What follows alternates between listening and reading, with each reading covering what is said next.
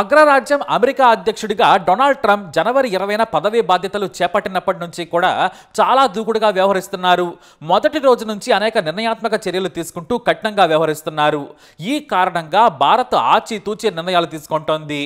అమెరికాతో సుదీర్ఘకాలంగా కొనసాగుతూ వస్తున్న దౌత్య, ఆర్థిక, వాణిజ్య, సాంస్కృతిక సంబంధాలను మరింత బలోపేతం చేసుకోవడంపై దృష్టి సారించింది.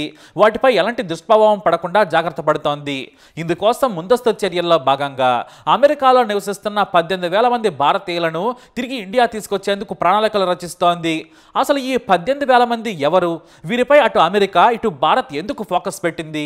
భారత్కు అమెరికాకు మధ్య ఏం జరుగుతుందో చూద్దాం. డొనాల్డ్ ట్రంప్ అధ్యక్షుడిగా పదవీ బాధ్యతలు చేపట్టారు.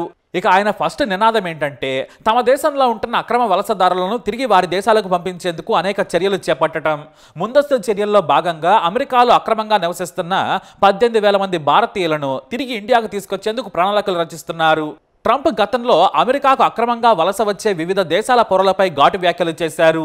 2024 ఆగస్టు ఎన్నికల ప్రచార సమయంలో ఎలన్ మస్క్కి ఇచ్చిన ఇంటర్వ్యూలో ట్రంప్ మాట్లాడుతూ అక్రమ వలసదారులను రాడికల్స్, టెర్రరిస్టులుగా అభివర్ణించారు.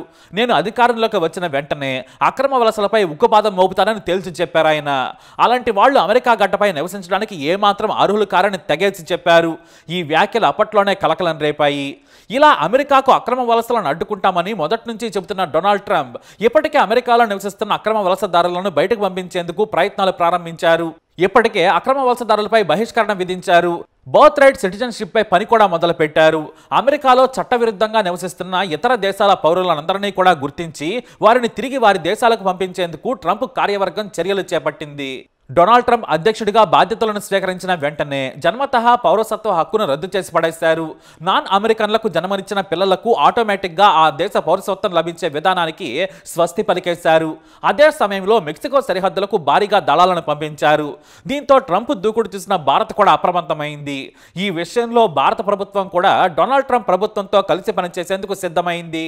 డొనాల్డ్ ట్రంప్ ఇచ్చిన హామీలకు కట్టుబడి ఉండాలని భారత ప్రభుత్వం భావిస్తోందని, ఫలితంగా వాణిజ్య యుద్ధాన్ని నివారించారు ట్రంప్కు సహకరించేందుకు ఇది ముందస్తు ఆలోచన అని అంతర్జాతీయ నిపుణులు విశ్లేషిస్తున్నారు. అమెరికాలో ఎలాంటి అనుమతులు లేకుండా 18,000 మంది భారతీయులు అక్రమంగా నివసిస్తున్నట్లు అటు అమెరికా, ఇటు భారత్ గుర్తించాయి. ఈ సంఖ్య మరింత అధికంగా ఉండొచ్చనే అంచనాలు కూడా ఉన్నాయి.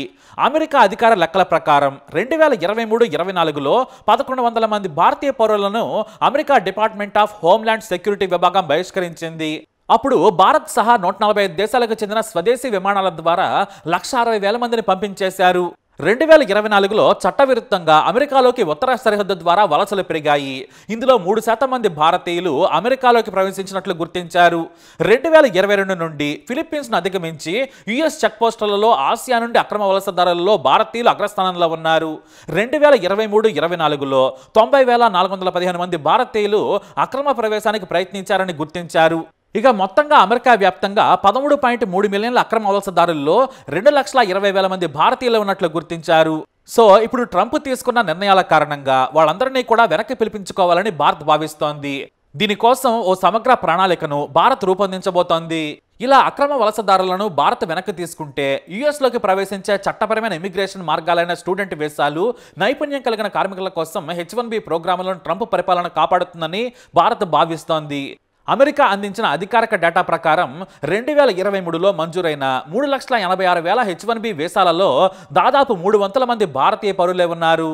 ప్రస్తుతానికి మాత్రం ఈ 18,000 మంది పైనే ఫోకస్ పెట్టారు. వీరిని ఖచ్చితంగా అమెరికా నుండి భారత్ పంపించేందుకు సర్వం సిద్ధం చేస్తున్నారు.